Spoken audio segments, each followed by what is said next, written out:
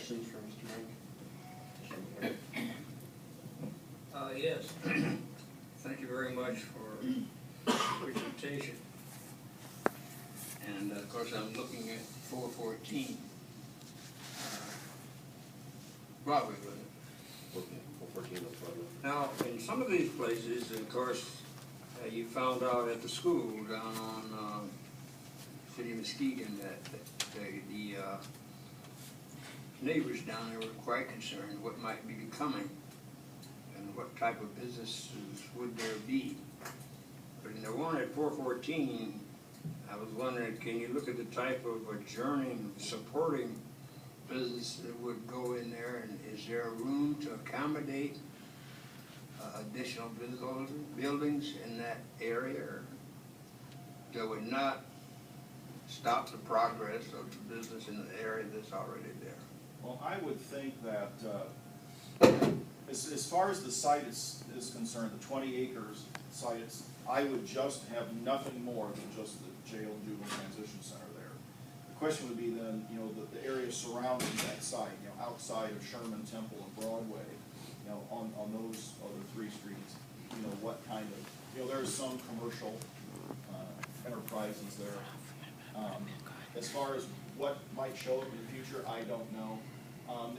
Somebody, I can't remember who it was, it might have been Faith, that brought up, there was a study, there was some research done on, you know, what impact to businesses and so forth. And I think it was determined that it has relatively small amount of impact as far as directly related to the jail.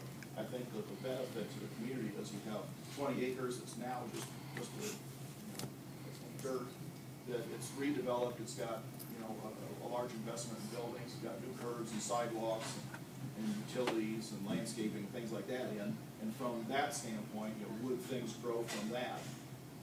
Growing just from having the jail and juvenile transition center there, I don't know. I think it's hard for me to tell. I don't know anybody can tell what impact that might be.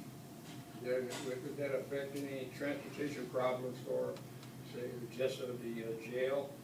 With the location of the expressway that's there, is that properly situated to accommodate entrances and exits to get in and out of there? Actually, of all the sites we looked at, you know, I think what Sherman goes to 31, I believe. You know, that, I mean, it's a block away from the highway, basically. I think it's from a traffic standpoint, it's a great location. It has minimal impact on the rest of the neighborhood because you're coming right in and off of the neighborhood or the highway there. So I think from a traffic standpoint, I think it's a great solution, a great site. Yeah, because I was interested in whether or not the neighbors in the business would have to look at some traffic changes, entrances and exits, and getting out to go to Grand Rapids or go to, of course, Ludington. And I was wondering, did you look at the traffic situation that would, for speed of traffic and safety ability to get in and out of there to go different places that you need? We did not do any traffic studies per se, you know, other than location to the highway. We didn't do anything about speed of traffic or the number of cars or anything like that. We did not.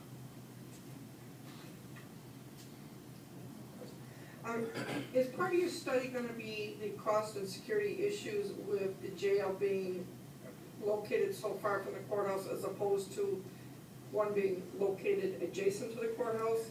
And do you know of another county or other counties that we could look at where the jail is not adjacent to the courthouse? I'm just speaking from the district court side. You know, there's a lot of issues there. Work with the jail very closely every day, all day long. The distance is an issue. And, you know, I think that one of the things that had to been looked at is tear down the jail that's there and rebuild it. And that doesn't appear to even be on any list. The jail, the new jail would be approximately 4 times the square footage of the existing jail. And so I think one of the things, it was discussed for a little while, I mean, the impact of having a facility of that size downtown. And then what do we do with additional parking? I mean, the parking load that would be brought in for a larger building, and then how to deal with the juvenile transition center. That was discussed briefly. We did not look at that option in detail, tearing down the existing jail and putting something new downtown. The impact of having the jail remote, the chief judge was there and expressed that concern about having some facility of some type close to the courthouse as far as transport of inmates, and having inmates close to the courts when the courts are ready for them.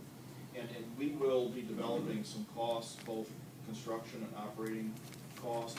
What is envisioned right now is that a holding facility would still be required at or near the courthouse, and that would only be occupied during the day. You know, the judge had asked the question, can we have a facility, a 24-hour facility, where these people are brought in and held here for a period of time? I don't think that makes operational sense from a cost standpoint. I think it's going to be cheaper to house them at the jail in a single facility, house all the inmates in one facility, transport however many people you're going to need to have during the day. Let's say it's 30 people or whatever you might have during the day. Transport these people, house them somewhere in or around the courthouse or the old jail or something, and observe them with sheriff's staff during the day only, these transport officers, and then at the end of the day, move them back. Because feeding prisoners, observing prisoners at two locations is going to be cost prohibitive from a staffing standpoint. But I think the concern that the judge raised, I think we can alleviate most of it through a proper planned operation and house people during the day at this location. But the cost of that from an operations and construction cost will be investigated through the remainder of the study.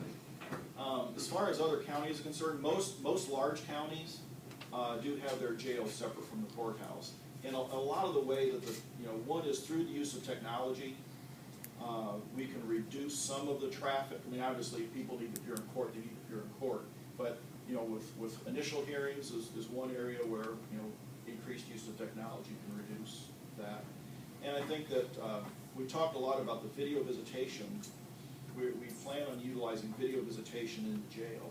And we talked about one example we're doing in Lake County, Indiana, where the video visitation is a web-based system, and the system is being extended into the prosecutor's office and the public defender's office. Every court will have one, including the federal court.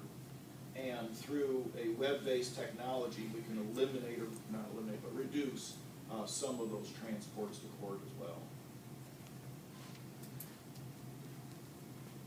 Other questions? There,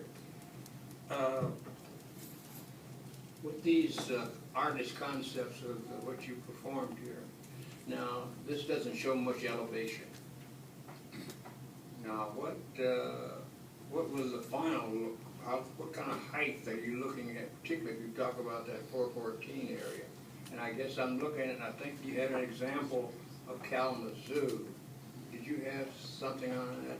Yeah, for a new building, your tallest part of the building would probably be around 30 to 32 feet in height, roughly, would be the tallest part of the jail. The juvenile transition center is all a one-story building, so it's going to have a 16-foot, 18-foot height on it.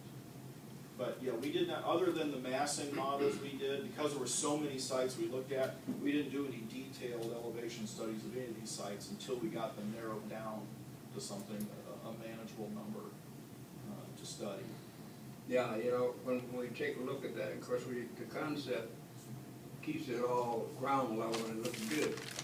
But I was wondering, I thought you gave us a report of what happened in Kalamazoo, and I can remember visiting over there.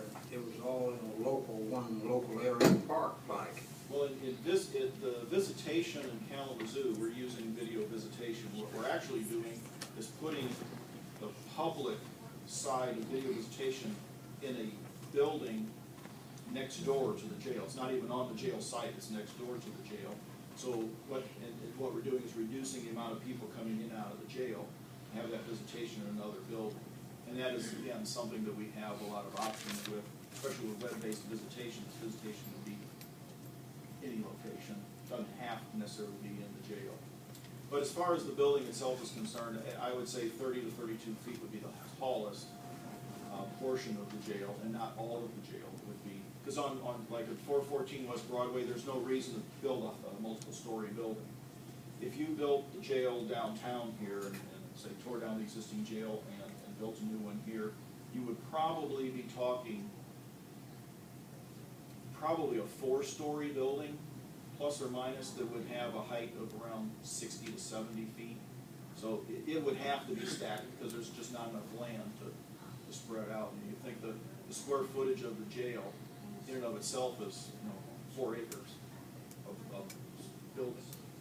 That I was getting with, when we talk about trying to reduce people going to jail, and that was one of those, when I suggested to you about giving an artist's concept of what it would look like. And that's why I was wondering about, if you take a smallest section, we wouldn't have to go to 80 feet to add in 600 or 700 beds to be so high in the air. And of course, that gives an impression when a person goes in there, you know immediately what it's all about. And of course, you don't want to, as you talk, we don't want to go back to the, I think the word you used was Renaissance or something, I can't remember. Recidivism? What was it? Recidivism? Yeah, Yeah. and go back to those days of recalling the old prison. You see the big long towers up there, and next thing you know, if you have an escape or something, all of that's going to go all over the town, and we certainly don't want to give those impressions.